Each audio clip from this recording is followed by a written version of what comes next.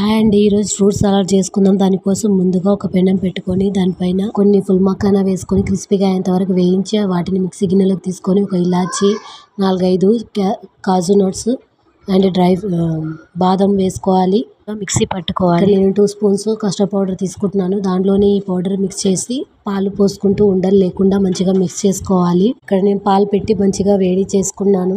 అవి మంచిగా వేడేటప్పుడు మసిలేటప్పుడు 4 to 5 spoons sugar వేసుకోవాలి. అండ్ అందులోనే మనం కలిపి పెట్టుకున్న కస్టర్డ్ పౌడర్ని కూడా వేసి మంచిగా మిక్స్ చేసుకోవాలి. ఉండలు లేకుండా మంచిగా మిక్స్ చేసుకోవాలి. దీన్ని కొంచెం పక్కకి పెడితే మంచిగా వేడి అంత తక్కువ కూల్ అవుతుంది. నేను ఇక్కడ పళ్ళ ముక్కలు తరిగి పెట్టుకున్నాను. గ్రేప్స్ అండ్ దానిమ్మ గింజల్ని ముందుగానే కట్ చేసి ఫ్రిడ్జ్లో పెట్టుకున్నాను.